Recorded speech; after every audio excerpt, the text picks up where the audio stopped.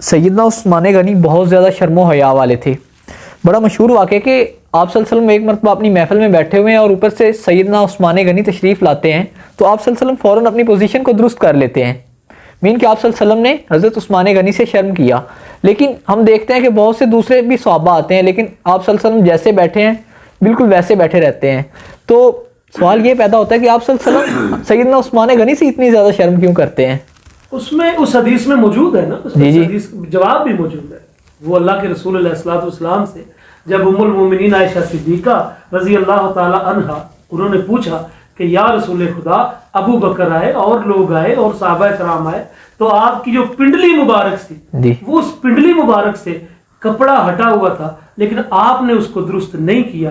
لیکن جیسے ہی حضرت عثمان آئے تو آپ نے اپنے ستر کو, اپنی پنڈلی مبارک کو آپ نے اس کو ڈھانپا.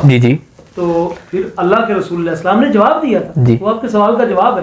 آپ نے فرمایا تھا کہ میں کیوں اس شخص سے حیا نہ کروں جس سے اللہ کے فرشتے بھی حیا کرتے ہیں. اللہ اکبر. جس سے اللہ کے فرشتے بھی حیا کرتے ہیں. ہم تو ان کا لقب ہی یہ بولتے ہیں کہ کامل الحیاء والایمان, جو حیا میں بھی کامل تھے, ایمان میں بھی کامل تھے. اور اگر کبھی آپ ان کا تذکرہ اٹھا کر دیکھیں, آپ اگر احادیث کی بک دیکھیں, مثال کے طور پر مسند احمد ابن حنبل کو اٹھا کے دیکھیں, تو اس میں حضرت حسن بصری رحمہ اللہ تعالی جو صحابہ کرام کے شاگرد تھے, وہ بیان فرماتے ہیں. وہ کہتے ہیں کہ کیا بات تھی حضرت عثمان کی, کہ حضرت عثمان بند کمرے میں ہوتے, دروازہ بھی بند ہوتا, تو اس کمرے میں بھی آپ سارے کپڑے اتار کر نہیں نہاتے تھے.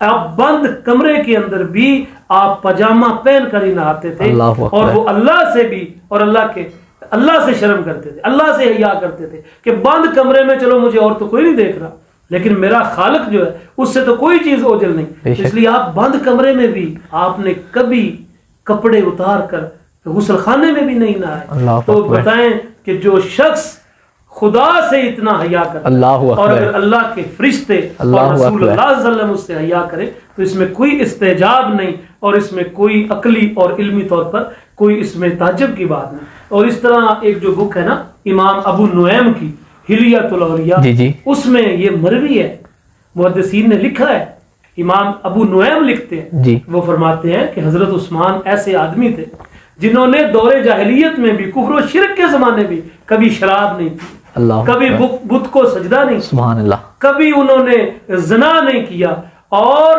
پھر اسلام لانے کے بعد جس ہاتھ کے ساتھ انہوں نے رسول اللہ صلی اللہ علیہ وسلم سے بیعت کی تھی, اس ہاتھ کو کبھی اپنی شرمگاہ کو نہیں چھوا. اللہ اکبر. نزاکت طبی کا یہ حال ہو, جن کی طبیعت پاک کا یہ حال ہو, جن کی روح کی پاکیزگی کا یہ حال ہو, ان کی پھر عظمت کو واضح کرنے کے لیے, ان کی عزت اور شان کو واضح کرنے کے لیے, ان کے حقیقی مقام کو واضح کرنے کے لیے رسول خدا صلی اللہ علیہ وسلم نے فرمایا کہ میں اس شخص سے کیوں حیا نہ کروں جس سے اللہ کے فرشتے حیا کریں.